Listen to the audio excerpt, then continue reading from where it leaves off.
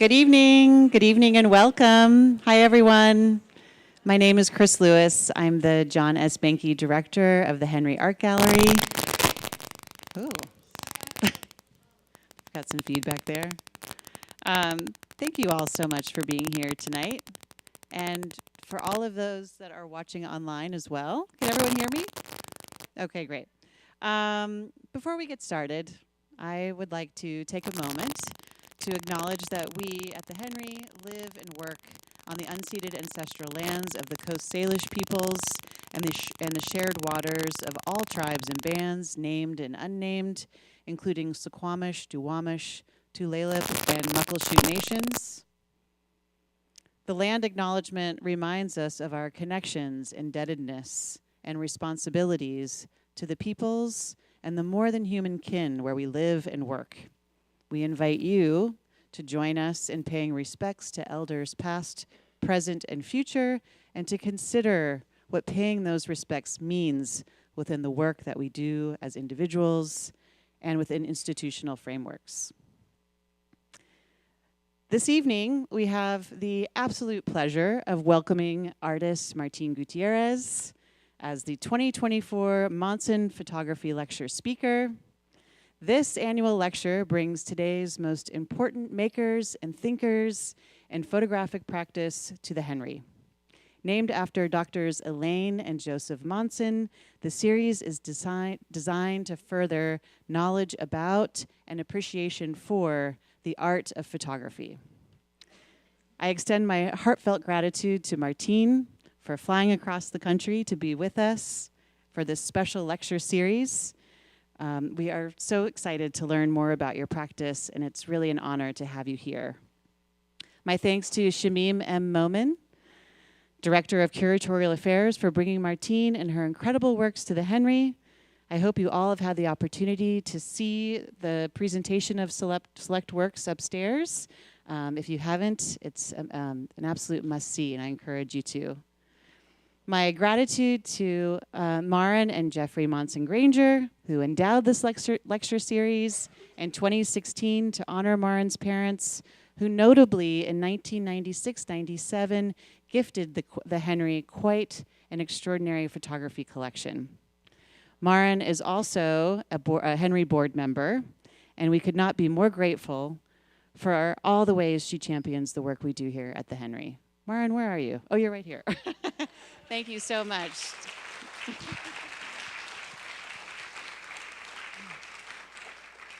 I'd also like to give a shout out to Linda Lewis, who is another esteemed board member that is with us this evening. Thank you, Linda.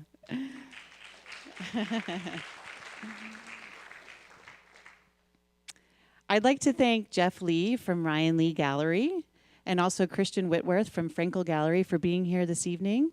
And finally, the exceptional Henry team, with big thanks to Danielle Kalang, Sage Summer, Aaron Baldner, and Phil Stye, and all the others for helping to organize this program. To kick off this evening, Martine will open with a presentation followed by a conversation with Shamim. And it is now my distinct pleasure to formally introduce the two. Since 2018, Shamim Momin has been the Director of Curatorial Affairs at the Henry. She has organized numerous exhibitions, including the museum-wide group exhibition In Plain Sight, as well as major commissions by Kelly Akashi, Gary Simmons, Donna Juanca, Diana Al-Hadid, and others. Before coming to the Henry, she co-founded LAND, the Los Angeles Nomadic Division, which is a public art organization committed to curating site and situation-specific contemporary art projects. Shamim has also served for more than 10 years at the Whitney Museum of American Art, notably co-curating the 2004 and 2008 Whitney Biennials. And if I may do a little humble brag, and I've done this before, the Henry has featured 4 artists that are in this year's Whitney Biennial. And those artists are Damian Dineyazi, Hector Garcia, Rose B. Simpson, and P. Staff. And this really reinforces that the Henry curators have their finger on the pulse of extraordinary talent. So way to go. Martine Gutierrez works in photography and video to explore identity by challenging pop cultural tropes related to power, beauty, and heritage Martine performs every role in her work: subject, artist, muse, mimicking multinational corporations to manufacture celebrity. She challenges binary constructs by blurring their boundaries, advocating for an entangled view of gender and opposing linear, oppositional thinking. As a first-generation artist of Indigenous descent and an LGBTQ ally, Martine's work reflects her multicultural background and evolving self-image, emphasizing the potential for constant reinvention and reinterpretation. Martine's work has been the subject of numerous solo exhibitions, including at the Cairns Art Gallery in Australia, the Philbrook Museum in Tulsa, the St. Louis Contemporary Art Museum, Columbia College's Museum of Contemporary Photography, the Modern Art Museum Fort Worth, the Blaffer Art Museum in Houston, and so many others. Martine's work is also in major museum collections across the country, and really her list of accomplishments are a mile long. So I won't go into it all, but Martine, it's an extreme honor to have you here, and I welcome you up to the stage. Thank you.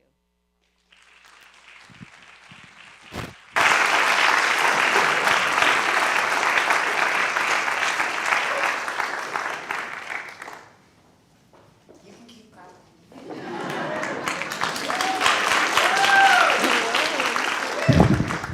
Okay, I just have to put this on.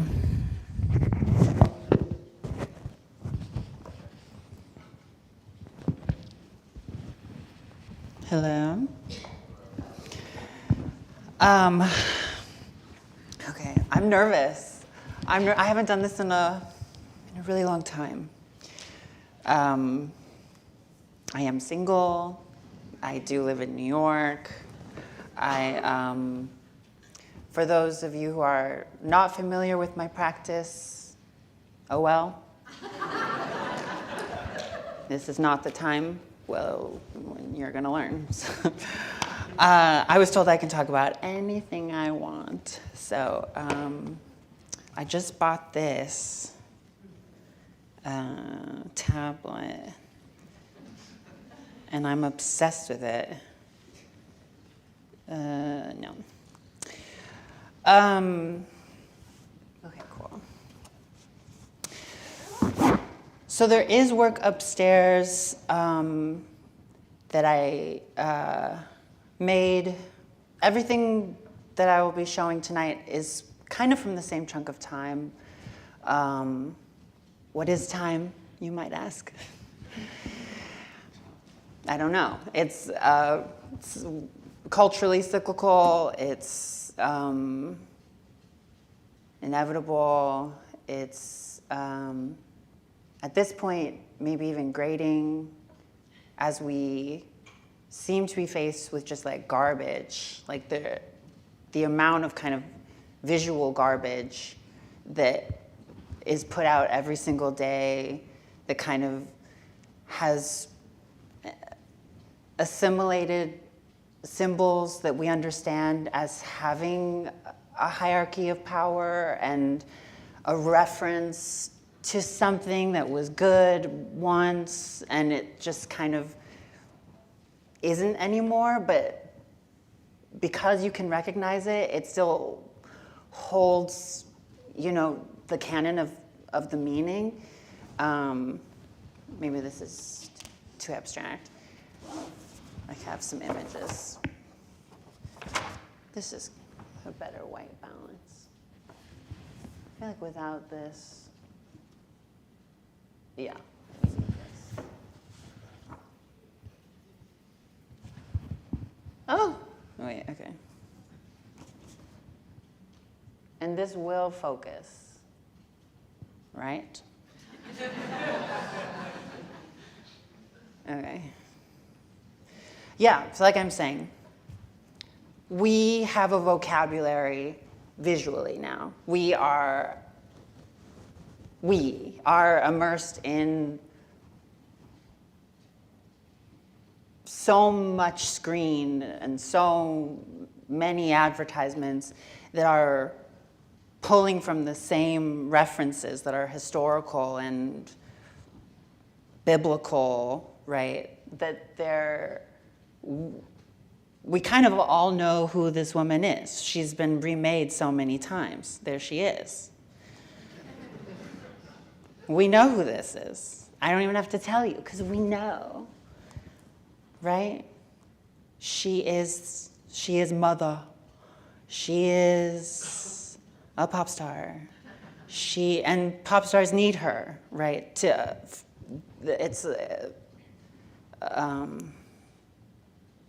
It's an assimilation of power. And oh no.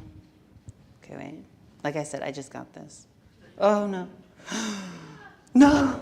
Oh my God. This happened once before. No. Okay, wait. I did prepare for this. We are gonna go.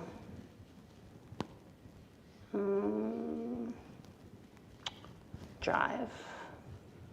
Oh, okay. What's that mean?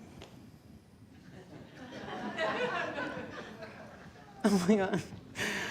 Okay, it'll work. What was I saying? No one was listening. Assimilation of power, thank you. Icon as symbol, right, and its connection to commerce.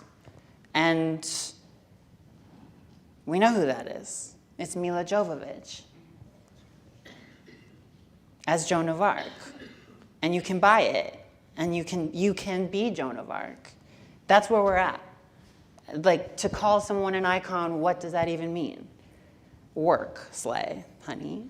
You know, we know who this is. And she used to be, like, I guess, like, literally, currency. So we know who that is. And there's so many of them. You can have Christ in your house. Anyway, I think we're going to get to an image. So this was the semblance of, I didn't even talk about when this started. The year was 2020, and it was lockdown.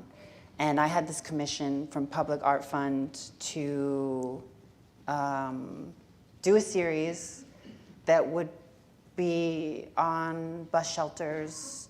At that point, it was only one city, but it turned into several cities. It was Boston, New York, and Chicago. And just knowing that this was a public venue, that's me. Or is it Cleopatra?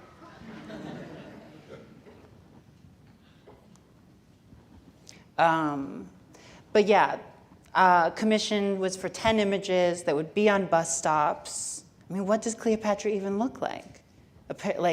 And this is what I'm saying. There's standards of beauty. There's standards of eras divided by continents, and each one has an idea of what beauty even is. And so the same woman can be remade in the image of whatever that era is. And we're there, again. But her name is Kim Kardashian. You know who that is? Her name's David. She's famous. But do you know her name? And they don't want you to. That's what I'm saying. Okay. There we have her again. You're on folders. You know who that is. It's Kate Blanchett.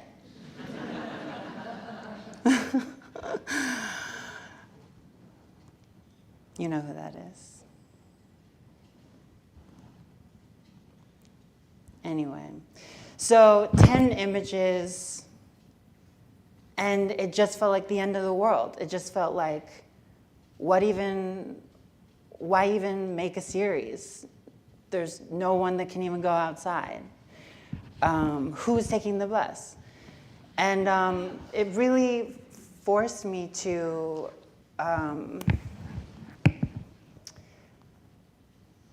in a way think okay, this will be the last series I'll ever make. If this is the end of the world and the world has stopped turning, because that's really what it felt like, then let's use everyone that ever was a reference to me and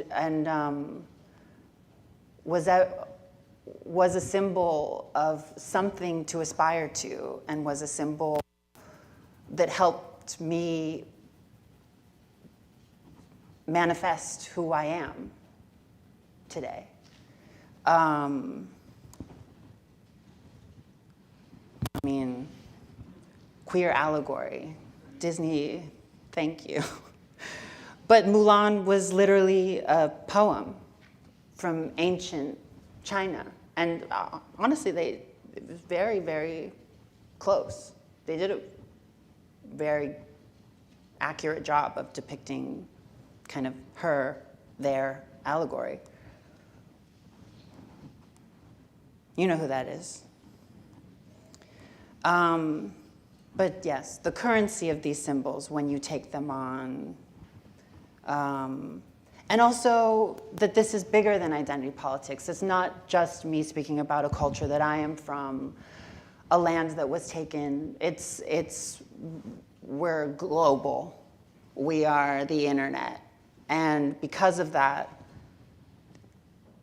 symbol can mean and should mean kind of an interdisciplinary conversation that is that speaks to kind of a bigger human question, like why are we here, and why do we feel this need to identify, and who is telling us to identify, and what service is it actually granting us to do it? These symbols of power, of status. You know her. And then even what the cross has done, to every First Nation, but also how the cross has been taken, and even so, this body of work, this culmination, is called Anti-Icon Apocalypsis, and apocalypsis is, I'm spelling it the Greek way, which is to mean to reveal, or to uncover, and kind of like the cyclical nature.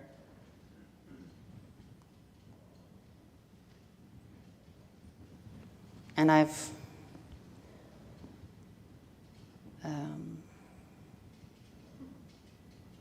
this symbol has become my symbol. This is the symbol of Anti-Icon. It's ancient. And because it's ancient and stems from art history, it's important. It's art, because it's from the canon of history. That's what I've learned. I'm kidding. Okay, there she is, the anti-icon,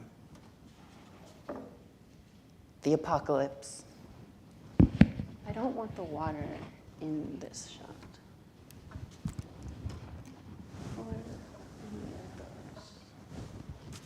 How is that? So it's square? Okay. Fierce.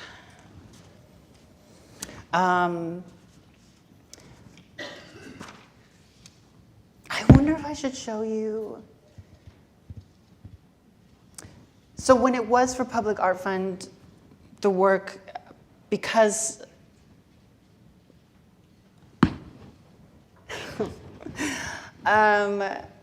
let's watch a video. Video is worth 1,000 words, as they say.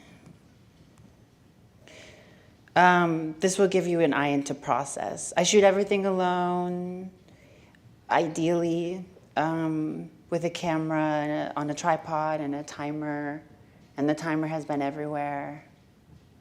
It's like been hidden everywhere.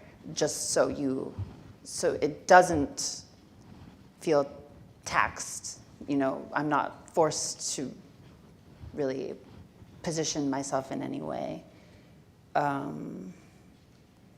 And Public Art Fund, I was speaking about this project as, you know, this world of idols, images that are throughout time or have been remade so many times that we can recognize them without saying who they are. And I was even trying to say, like, does it have to have my name on it? Does it have to have the name of the reference point? And they were like, yes, of course. This is publicity, girl.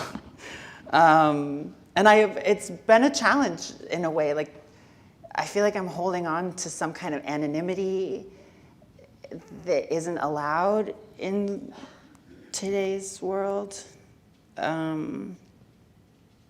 Where would this video even be? Yes.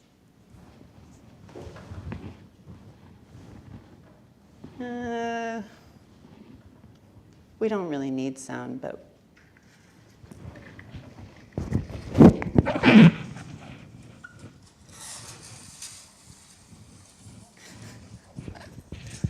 this is, how is that? So essentially, these are the original images, and because there's quite a bit of nudity in them, which I was very excited about because I knew, you know, you can't have nudity in kind of in America anyway, in public settings. And I was pretty excited about incorporating the symbol somehow, but I hated it. This is,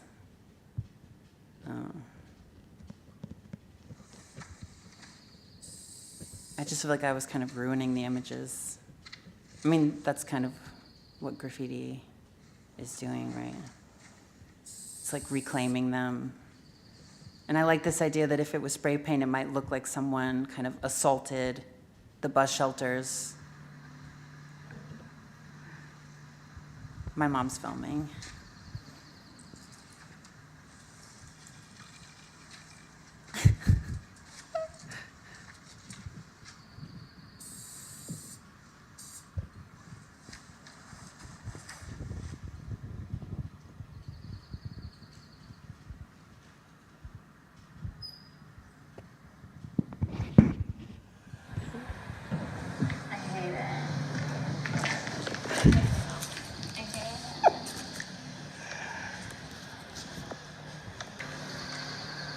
Well, then don't do it to the next one. It looks like someone has a vendetta against me.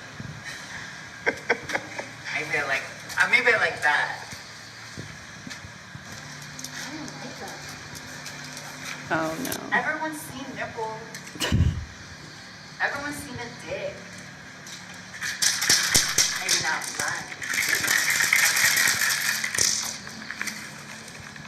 I don't think anything shows in that one. No. I would just do a little graffiti thing on it. I mean, I think you're right. I like that one better than that one. What? I like that painting better than that. Oh, I don't like this one. This more than this?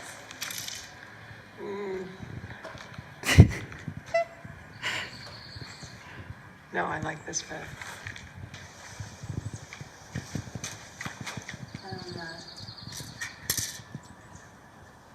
I didn't think I'd be so attached to the images how they were. Of course you are. I mean, they can be shown at a later date, I guess, how I want them. Yeah.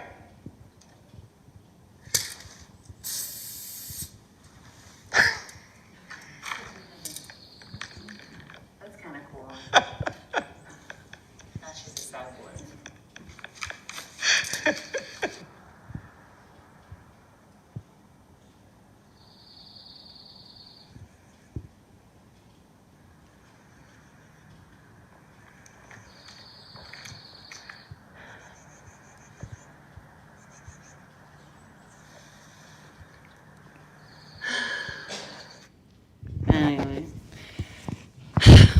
So that's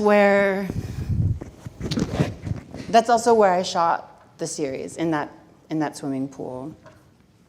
It became a bit of a purgatory by the end. I'm like doing my utmost not to show you the pictures. But I do want to show you kind of what ended up conspiring by the end. In the end, I ended up. Is this okay? Or does it need to be still? Is that easier to look at for you? Okay. I ended up using veils or hanging scarves over the images and then reshooting them as a way to kind of elegantly disguise what became an obstacle. And I'm happy with it. This one especially, I actually think this is a stronger image this way. All the other ones, maybe not. And then I didn't have this conversation publicly. And in some ways, I think it's because I was so disappointed that that where we're at still in the world, and that my body is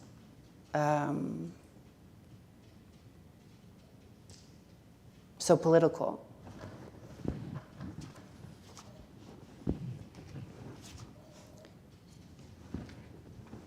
But I got my way in the end.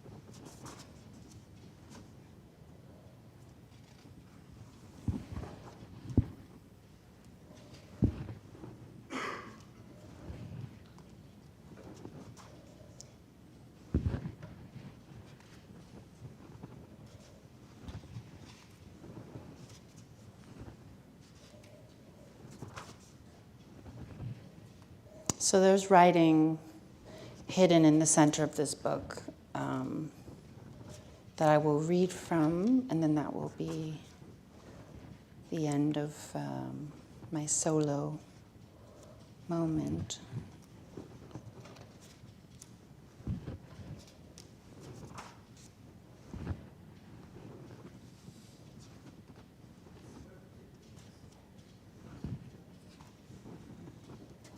Okay. And you can see it's kind of taking on some biblical posturing,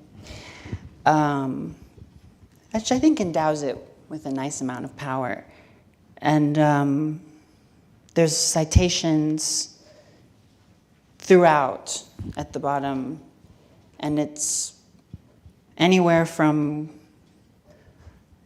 quoting Britney Spears to the catchphrase or jingle of a advertisement, and playing with language as well, I'll just read it. Words are images, pictures of worlds past, made famous by forgotten poets. The mortal aspiration to become an immortal symbol, a hieroglyph etched in devotion to totem the virtues of men. In the culmination of scripture, from the reincarnation of Buddha on the wheel of becoming throughout Asia, to the legends of celestial gods in Greek mythology, or the writings of Mesopotamian patriarchs that formed the bias of the Abrahamic religions, we as storytellers are inspired by the courage and fidelity of history's heroines. As we dawn a new century, in place of biblical kings, the reign of industry adorns our modern altar. The spectacular fashions of slave labor crown our influencers and their followers, savants of culture, maximalist image makers, visibility clickbait, economized to sustain relevance. We bestow onto our celebrities heavenly forces, but an anti-icon cannot be produced. Their paths pioneered out of necessity as none other lay forged. On the day of God's reckoning, the prophet Isaiah warns, the Lord will take away the finery of the anklets, the handbags, the amulets, the sashes and perfume boxes, the signet rings and the nose rings, the fascial robes, the mantles, the cloaks and the handbags. We try to buy ourselves in the belief that authenticity is a brand. Think different. Have it your way. Just do it. It's all inside. That last one was JCPenney, if you remember. Our contemporary Rome wages at a precipice. Another religion has failed us. Archived among the ruins of Mount Olympus, the fear of viral plague and the great flood threatens our kingdoms. Traditions of magic that once promised to transcend purpose are now theorized by the academia of science. The princess of pop is, in fact, a slave for you. Free Britney. In the land of gods and monsters, whose information is power, and what does a sex change?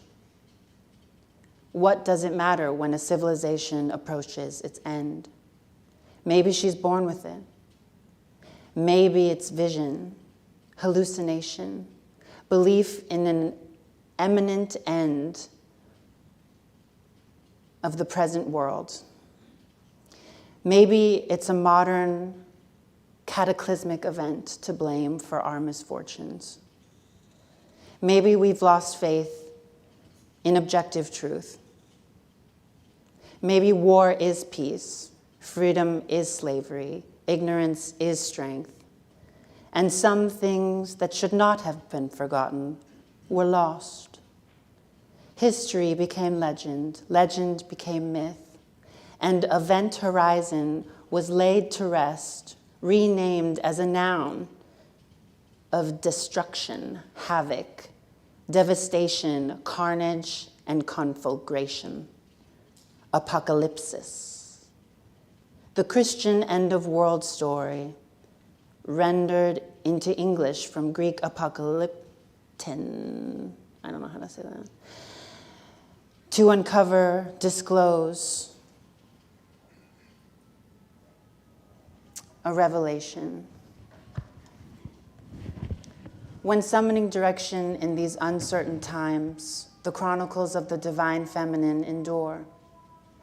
Leading women of mankind, femmes of our forefathers, daddies, deities, perched on the rocks of sirens, fertile with futurity, born and reborn, made and unmade, neither celebrity nor darling, but a symbol martyred.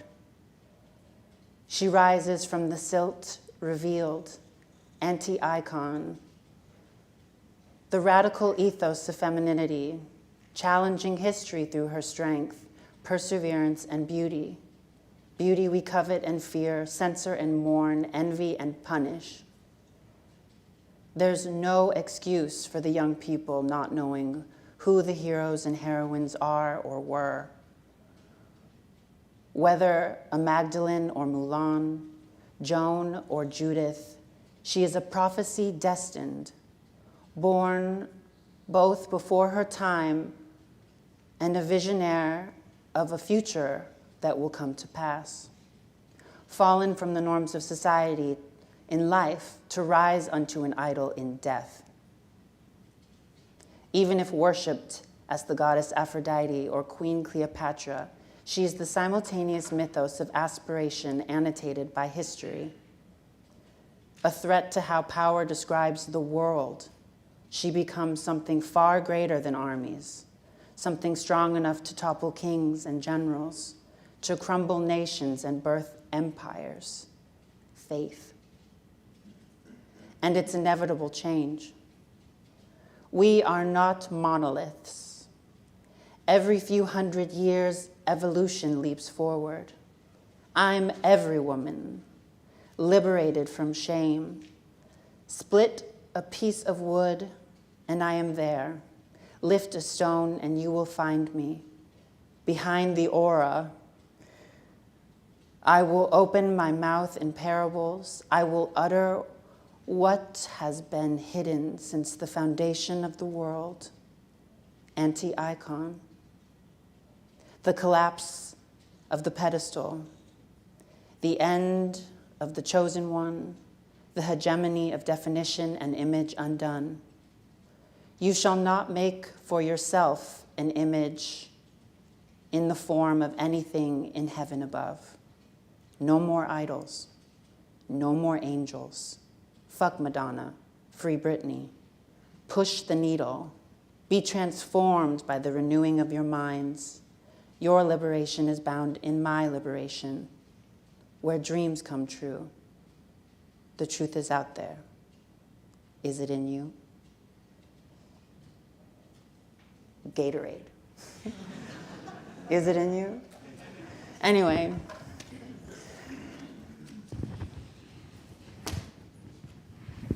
You can buy the book if you want to see the rest of it. Thank you.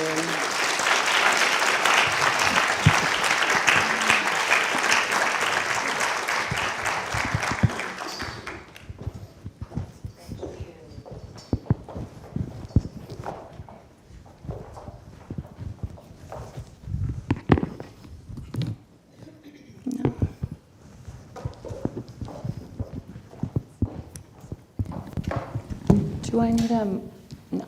I think you're good. Yeah, you're good.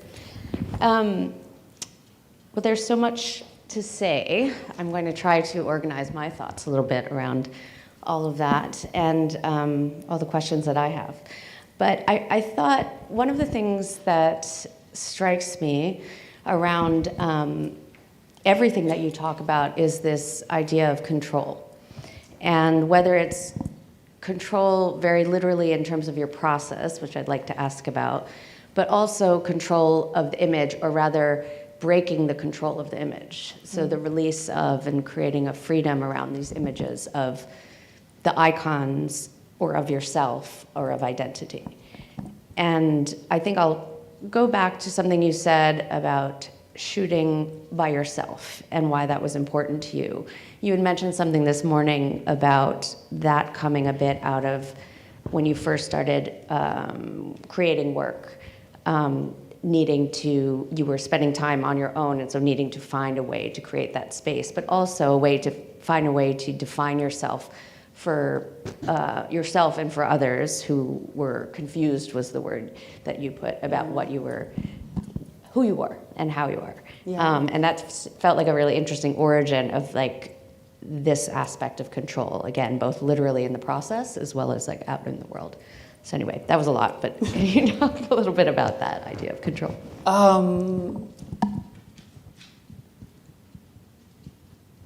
I have control issues. It is so hard to surrender in general. And I think a lot of it comes from my own aspirations that led me into the arts. And that began with modeling. And that's how I came to New York. And at the time, it was kind of like pre-trans gold rush. And I was like a non-binary, I guess. I don't really know. I was me. And the way I was perceived was, you're gonna, wear whatever we say you are gonna wear, because that's how the industry works. And it was fascinating to see how persona and status are put forward and manufactured, and how the people it's put onto are just kind of cattle and don't have any voice in anything. That's not your job. Your job is to perform and to make it look aspirational and to make it look like someone else wants to buy it. And I hated it, and I was really bad at it, because I was like, I don't want to wear this, I want to wear that. I want to wear the best outfit. There was just so much dysphoria and so much I know better, and that diva attitude with like nothing behind you makes you a terrible person to book. And so I was like, well, I know I'm a star, and so I'll make myself into that. And I also think a lot of that comes from the perception in which other people would take my image, or I would see the image other people would make with me, and I would disassociate from that. And I couldn't recognize myself in it. And I realized how powerful it is to give yourself to someone in that way, and to give up your time. And I asked, do I really want to spend my time making things that are meaningless to me? And I do think, in a way, every image that I have put out has helped me kind of like self-reflect about the whole hierarchy of aspirations that I used to have about what beauty is, and unteaching all the ways that we just kind of consume without thinking about what it is we're consuming.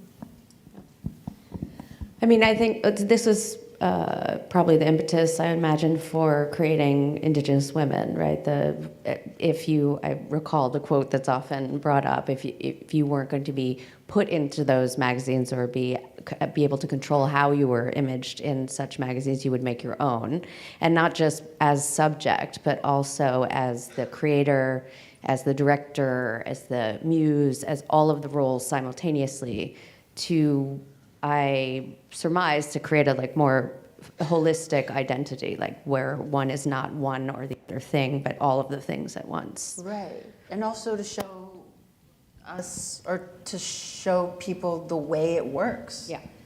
The way it's, that you can, there is a strange kind of recipe to being seen and being seen as celebrity, or being seen as a deity, and the pop stars know how to do it. They're doing it right now. and they're not goddesses. They're people who have a large audience. So, following that, then you'd also talked a little bit earlier with me about some of the initial work. The earlier work was working with how to grapple with an individual identity and the fluidity of that, and that in more recent work, it's kind of broaden's not the right word, but it has reached more globally, I suppose, to identity as it is given to us in icons that you then are intending to undermine or redefine? How would you speak about that shift?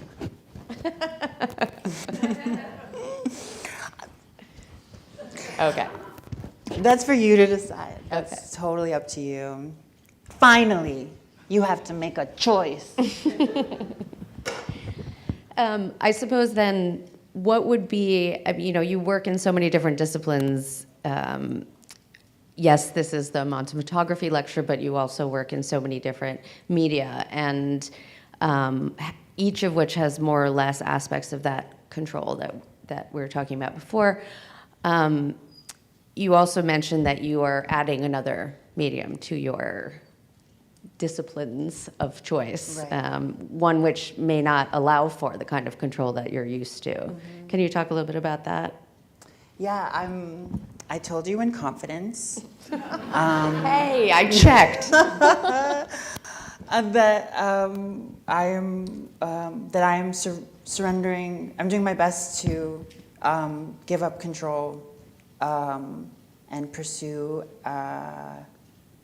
acting, or like how I guess Hollywood is really actually the goal. It's like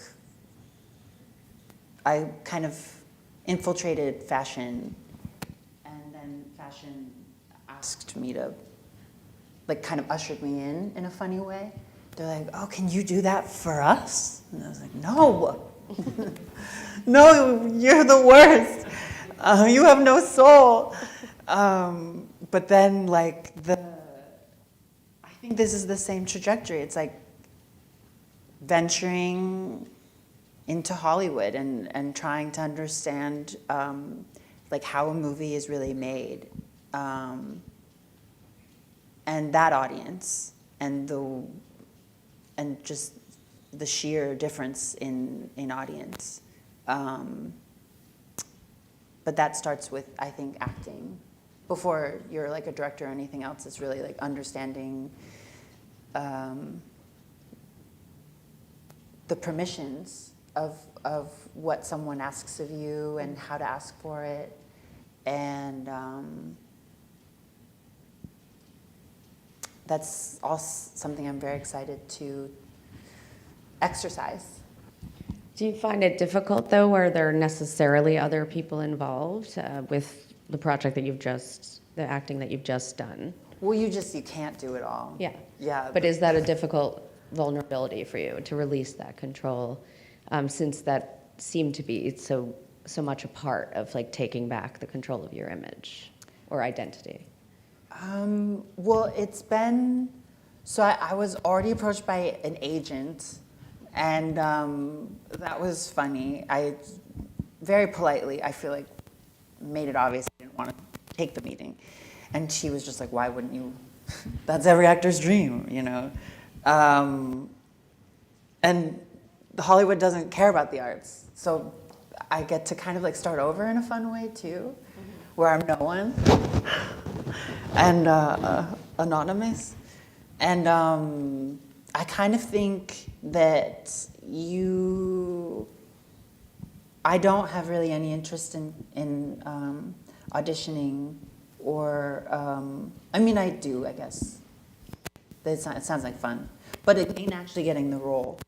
I'm more so interested in like writing the dream role and working with friends and other artists who I know, and so it feels collaborative and not like a model casting, you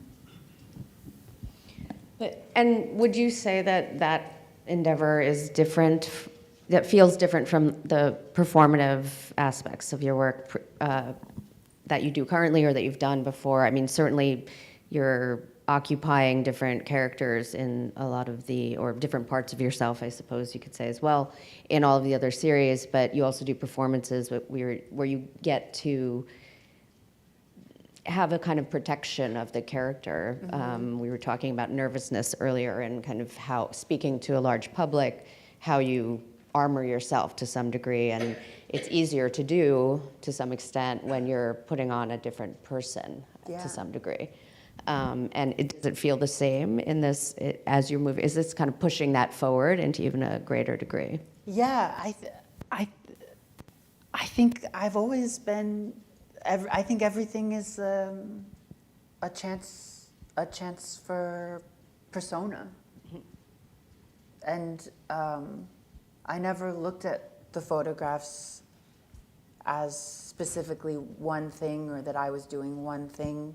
It was like, this has to happen, and I can see it, and because I can see it, I can make it, and so much of what a movie is, or anything that works within an industry, right, it takes this team and this kind of, in a way, like cult-esque, you have your leader, right, you have your director, and everyone follows them and believes in them, and they believe in the miracle of this vision and the translation of that vision into film or onto the screen, and that's so beautiful, and what a miracle! I kind of feel like every movie is such a miracle that it worked, and I guess when you're working alone, there's only the possibility of it getting so big. There's only to expand yourself in that way. The only way I've been able to achieve it is time, taking just more time. All of those images took so much time. Years. Somehow years.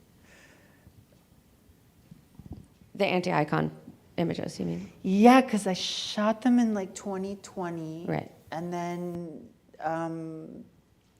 they came out on 10 of them came out 2021. And then the book has 17, because I just kept shooting. And there were some that were too provocative for the public. So it just was fun. It was, and it was nice to be obsessed about something and to feel driven to do something in a time where there was so much stillness. And in a lot of ways, it created like a residency with myself or something. And you said, like, if this were to be the potential last group of work, or Yeah, group the of last images photos that I make, is that what drew you to this idea of the resonant icons of women identified images, you know, and what they mean in a way that we've all internalized in such a way? What did you want to do? Celebrate that or break that down? Or neither? Celebrate what? The way in which that you were going through the images, the icons, really, that and how they appear and reappear, and that we've all internalized them to such a degree that we know what we're seeing, even if we can't say the name, we know what we're seeing, and that's both enforcing it, but also diluting that icon to some degree. I'm just curious what with your version of all of those icons you wanted to do with that, to recognize that power, to recognize that control, to undermine it, or to both? I wanted to liberate myself. Yeah, I'm like, no one else is gonna do it. So, and what does that look like? What does that feel like? And I think in a lot of ways, I look at those images as like the most beautiful I'm ever gonna be. And I felt so beautiful when I made them, and I felt like, how is it that no one can see me? I'm stuck in the swimming pool. I can't, no, everyone's stuck at home, and I'm this, you know, I was like, and my mom was there. And my mom was like, yes, sweetie, you're gorgeous. I said, thanks, Mom. She's like, come in, have lunch. And it was so beautiful. It was so beautiful for us, for our relationship. And I think, honestly, her gaze over me, like literally over me, because I'm in like a sunken space and she's up here. And I knew she could be outside at any moment. And I'm like, you know, whatever it is I was doing in there to make that, just feeling it, trying to feel it. And it kept me from, I think, eroticism in a cool way. It kept me in, like, I'm like, well, mom's watching, so like it like brought out some kind of elegance and something just very,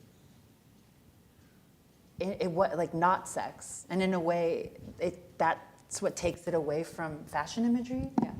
Because it's not like, it's something else. Yeah, I don't want to analyze it. But I'm so grateful. That's an interesting process by which you got to that, because I know you don't want to analyze it, but I do. The anti-icons are so, they have that kind of sense of a certain amount of distance and authority and power in the way in which they're shot. And it's interesting to think that it's comes from the intimacy of the look of your mother or whoever it might be. The intimacy of gaze in that is actually what creates that desire to elevate, in some senses, the image that you're presenting. Mm-hmm. So to me, that seems like an interesting internal contradiction, sort of, but one that is about that kind of freedom of image to some extent. So I want to say, by the way, if anybody finds an iWatch out there, an Apple Watch out there, that might be mine, because it appears to have fallen off. So I have absolutely no idea what time it is. Oh, okay. I wanted to make sure that we had a few minutes for some questions, as specific or as general as you'd like, before we move on to our next phase, although I'm always happy to just keep chatting. I think we have some microphones down here for those of you who would like to ask a question of Martine.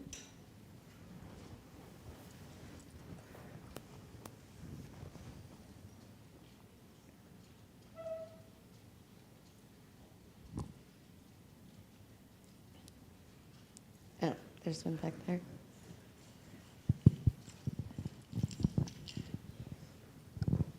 Is there a particular icon or image that's been with you for a long time or that you identify with a lot?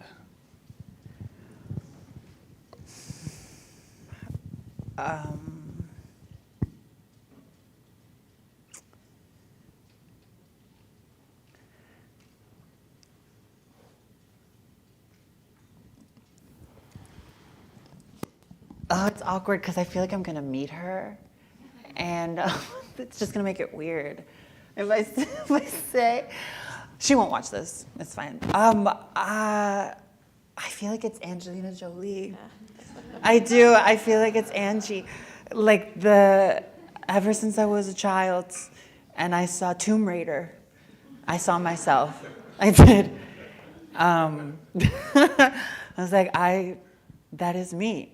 And in a lot of ways, I think it's like her strength and her kind of like nonchalantness. Also that it's a video game, maybe, or that it stems from that, and kind of like a gaming mindset. It's like my inner bro.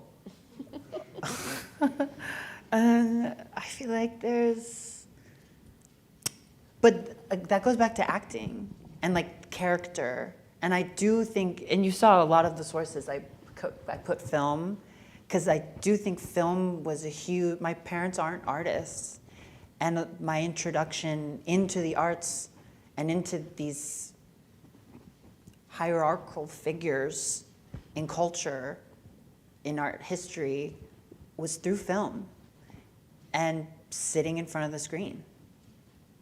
And that caused kind of the domino of looking into the reference of,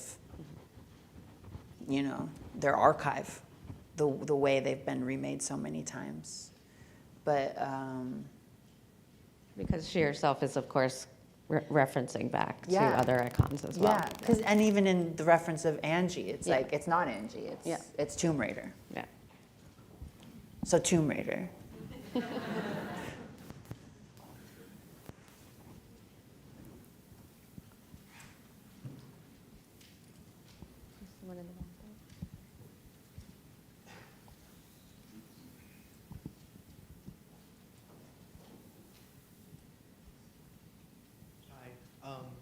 In this new, my name's Abby. My question is, I'm curious, in this new era and trajectory that you have with your work,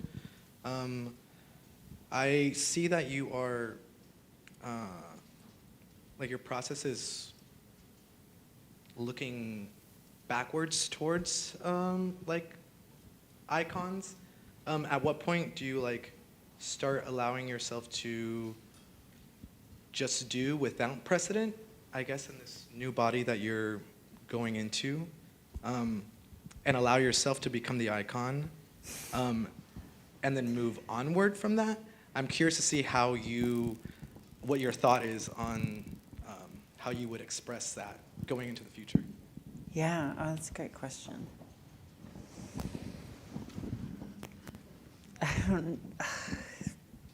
I mean, I think in a lot of ways, Anti-Icon as a series was so much about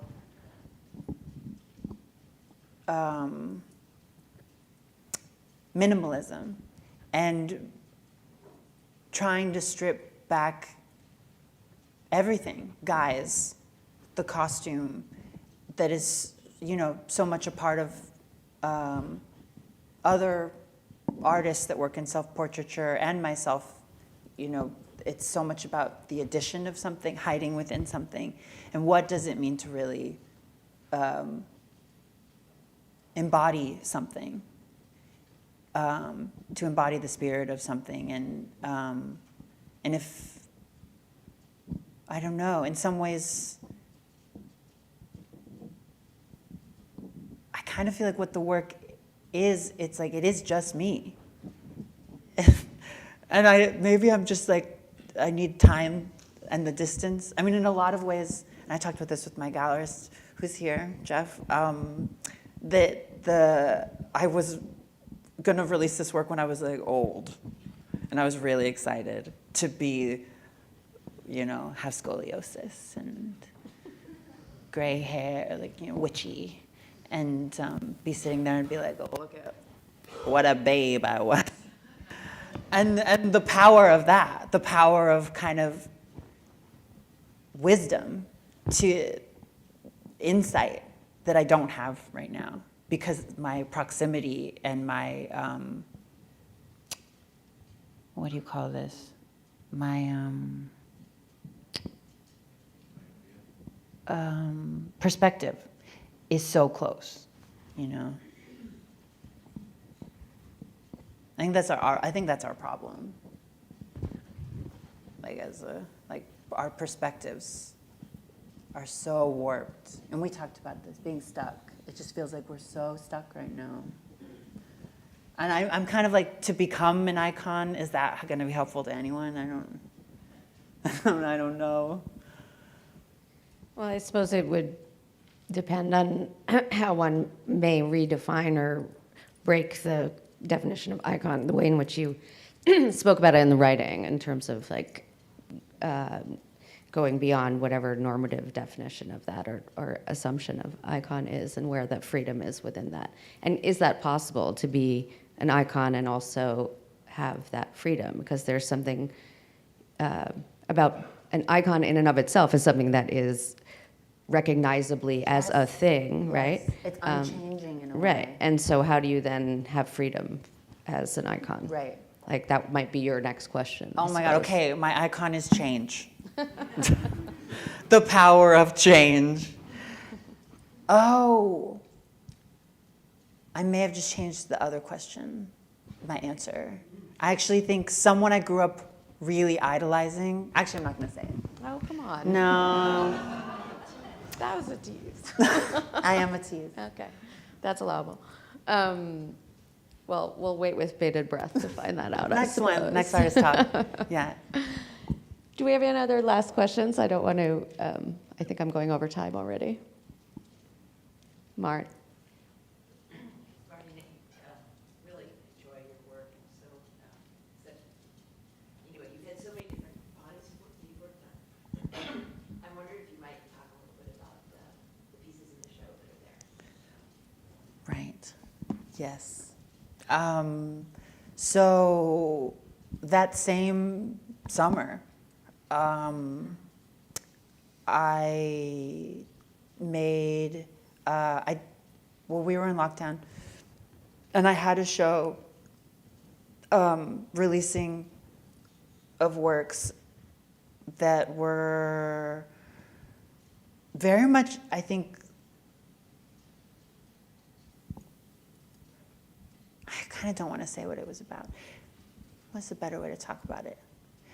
We couldn't go anywhere, and so I developed the show as a video game, and so and there were a lot of openings that started to happen online, if you remember, and they were pretty boring, and so it was kind of developing an aesthetic space that was whatever my dream gallery was, which was a staircase. It was like this infinite kind of Escher staircase above the ocean, and there was nothing around. And the work kind of levitated on the different levels of the stairs. So you could reach a staircase and you were faced with these works. And even the works themselves, I guess kind of even Alice in Wonderland, the works themselves had kind of a foil to them that was a series called Body and Thrall that became very popular because it went to Venice. And the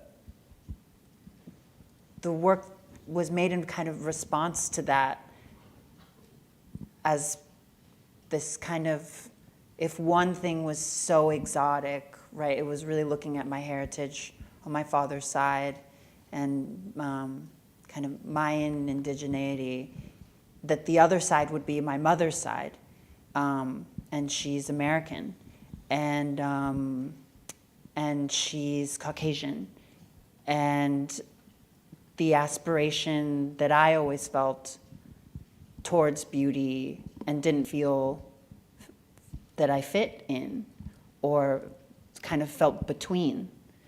And the two works, one was pretty invisible unless you were at the bottom of the stairs and you looked up, and I tried to design it in a way where you could potentially fall off the staircase, and it would, you'd have to start over in the exhibition, and the gallery said, no, that's people won't see the work, and there's a lot of issues, just, you know, we have to cater to many different ages, and this is already kind of difficult to navigate.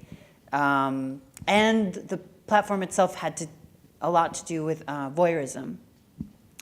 And to get into the exhibition, you had to kind of sign an agreement that if I was online, I could watch you watch me.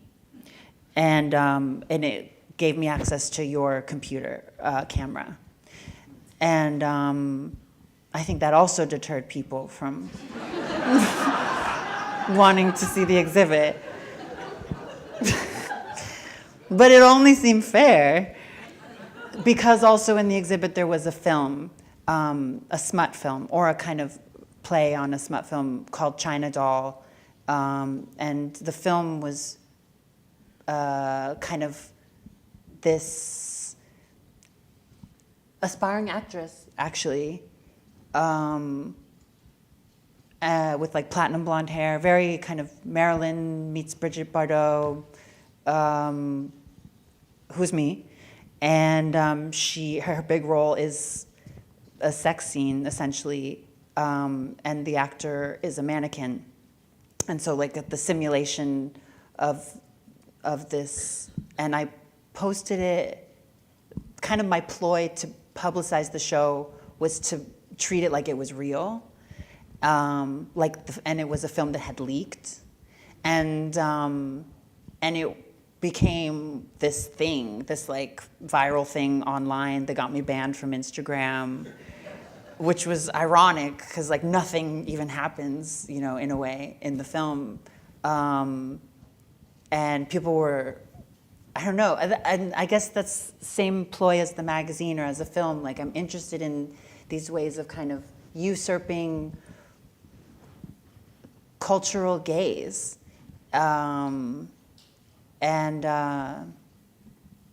But all the while, I guess kind of unpacking some kind of dysphoria I have in, or something I need to heal.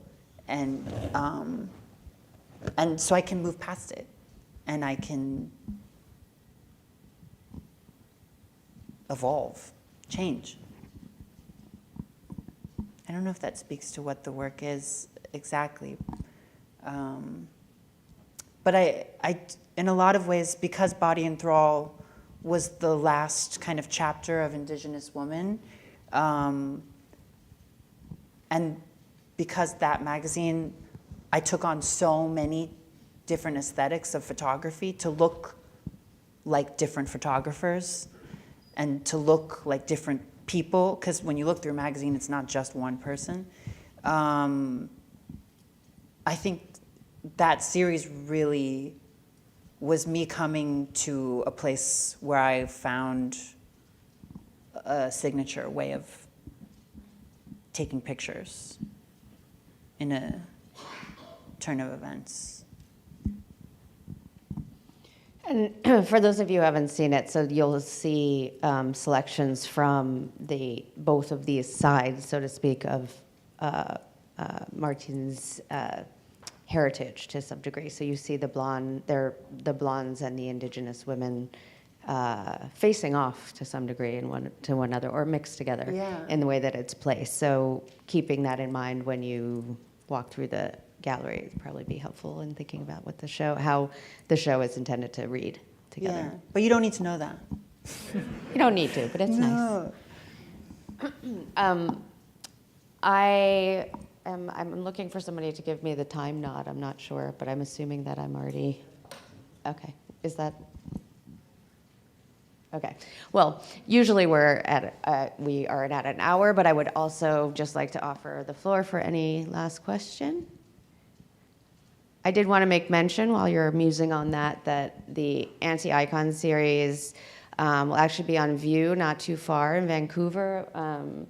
What's the name of the space you told me? Polygon, right?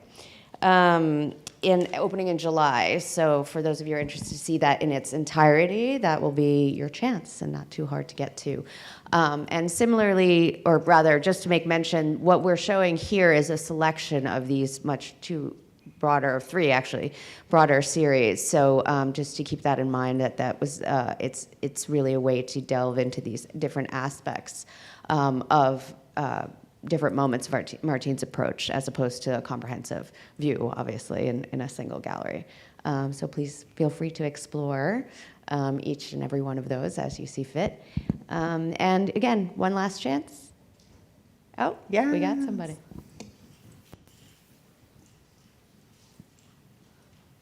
Okay, just one last comment. I would just comment, not a question. Would like to really give you praise on, and I really appreciate the education of going back into time, even back to like displays of Cleopatra, and we look at the first pharaohs who were seen and power was given as a combination of genders. And I think that that's so beautiful. And my last compliment to you would be on your outfit, on what you're wearing today, because it's giving Devil Wears Prada. Thank you, Diva. Thank you. you. Well, we'll take that as a lovely note on which to end. Thank you all for being here, and thank you so much, Martine, for joining us and for sharing all of this with us. Really appreciate it. Whoa.